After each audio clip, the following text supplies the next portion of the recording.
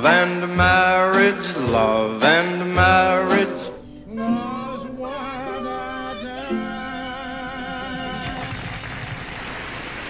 Hi, I am not Don Waite. And I'm not Chris Dorman. Welcome back to So What? You know, Chris, the songs we just listened to really depict the modern family in this era where we've abandoned the whole father knows best motif, and we said, you know what, we can't have it, it can't be achieved, it's not aspirational anymore. We're just, you know, we're going to celebrate dysfunctionality and jacked up families. And what does this have to do with this series on the church? Beloved, when you look at the New Testament, if there's any one word that describes what ecclesia is supposed to be, the word is family.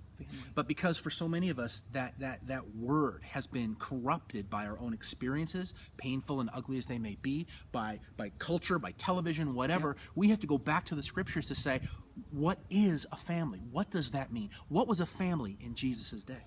Well, you know, it was all about the bloodline. It was all about the dad was the patriarch, the mom was a matriarch, our siblings were our closest confidants, our closest friends. That's right. If we needed something, it was going to be met in the family unit. That's right. If I got married, I wouldn't just take my wife and go off someplace else. My wife would move into the house. Our kids would live in that house where I grew up. Why? Because my financial security was tied to my dad, because I just followed in my father's footsteps. And what about the wife? What about the daughters? Well, you know what? They still had a close bond with their brothers back home. That was still their closest relationship, closer than even the relationship they had with this new husband. So when a daughter married, she would then move into her father-in-law's home. Right. But most of her emotional needs, the person that she was really closest emotionally to, would be her brother, not her husband. That was family in their day. So in other words, all of your financial security, your emotional security, all that we sort of look for in life, that gives us, that anchors us. In Jesus' day, it came from your bloodline family. You know, when you think of Peter going to Jesus and saying, hey, we left everything to follow you, Jesus, now what? That's right. So understand what Peter is saying. He said, we left that emotional bond. We left that financial security. We are vulnerable. We are exposed, Jesus. What's left for us? And what does Jesus say? Well, Jesus tells them, hey, look, everybody who has left all of that behind, they're going to have so much more in the ecclesia. In your new family. In your new family. So when you look at verses, even like Jesus alluding to this idea that the gospel is going to bring a sword. Oh, yeah. Right? It's going to bring division. Yeah. And many people listening to this may have experienced this. Right. He's saying, it happened to me. There's so much more in the ecclesia. So don't fret. You know, it's promised. It's going to happen, but you can have something. But hold more. on. The other thing, too, is that we read that. A man's enemies will be the members of his own household. And we don't think about it because in our day and age, you know, that you marry, you take off, that families aren't as connected as they used to be. Our idea of family in the West is incredibly different. And so when I became a Christian, my brother really, I don't have a relationship with him anymore. But that was just sort of expected. It wasn't a big deal to me. In Jesus' day, it was a very big deal. A very big deal. Because again, your primary allegiance was to your blood relatives. So the idea that following Christ would mean breaking all that up is a paradigm shift. It is earth-shattering. It's a scandal when you think about it. It's scandalous. It is scandalous. But we just read over that and don't give it a second thought.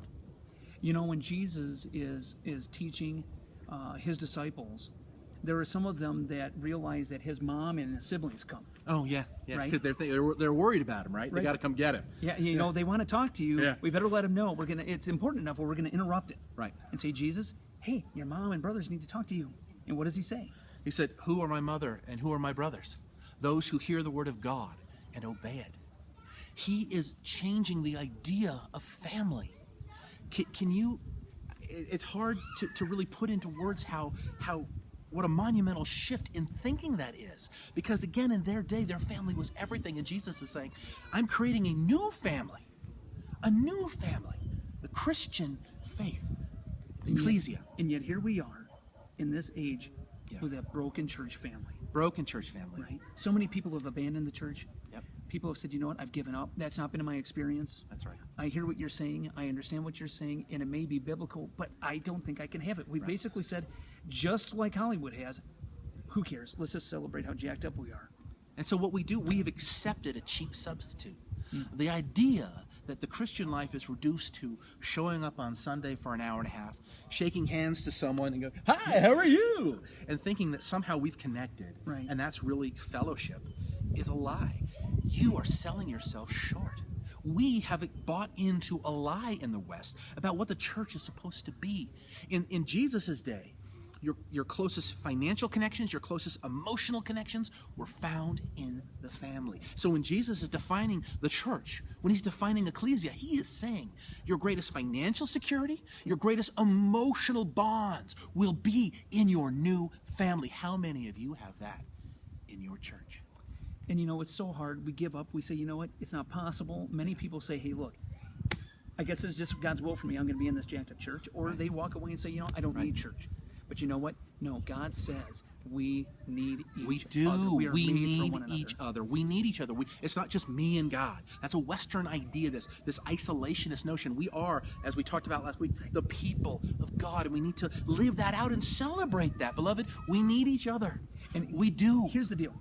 The answer isn't to go out there and try to find the perfect church or where what we're talking about is happening, because the reality is it may not be happening at all anywhere within a 100-mile radius of where you live. That's right. And so what are we saying? We are saying that you need to be part of that solution. We're saying, look, even if it's just one person that you can connect with, just that one person you can trust, it can start there. Where one or two are gathered together in his name, that's the body of Christ. So you don't need the building. Remember, we don't need the building. We need to find somebody, a believer that we know that we can start pouring our hearts into, and they can start doing the same thing, and that's the church. And it starts there, and it grows from there. It grows from there. So Don and his wife have tried for the last 20 plus years to try to transform the churches they've been in from the inside out, to bring closer connections. A couple of months ago, they came to me and we're talking, and I said, stop going to church. Just stop going. And they almost killed me. They were just shocked, like, what are you saying? And so, you know what we started doing? We just started hanging out together. We just started talking to one another regularly. We meet a couple of times a week. We exchange emails during the week, and we're really open with one another. We're really honest with one another. We share our lives with one another. We have ecclesia. Ecclesia. This is the church. It can happen at the Panera. It can happen over the Starbucks. It can happen over in a backyard barbecue. Exactly. It doesn't have to look like the church. Exactly. Because you know what? We are the church. We are the church. We are ecclesia. But beloved, the fact that your church, the fact that you can't connect there should tell you something. Church in the West is not designed for these kinds of relationships. Again, that's primarily because the truth is we're not looking for that. Our idea of family is very, very different from Jesus' idea of family. He wants much more for us. We sit together, right? We sing together, but we're not together. We're not together. And we have sold ourselves short, and we say, you know what? Because it's really, even though in our deepest desires we do want to connect at a deeper level, we've said, you know what? It's impossible. Right. You know what? It's not impossible. It's not. You can have this. You can. God has promised. And in fact, remember, Jesus prayed that we would have oneness. Exactly. Jesus wants this for us. It's his will for us. Exactly. You want to know what is God's will for me? That is one of the things that he wants this for you. He wants this for you, but beloved, it's hard. Okay, as people who have not gone to church but have tried to be the church, right? Because the church is not an organization. It's an organism, right? And we don't go to church, we are the church.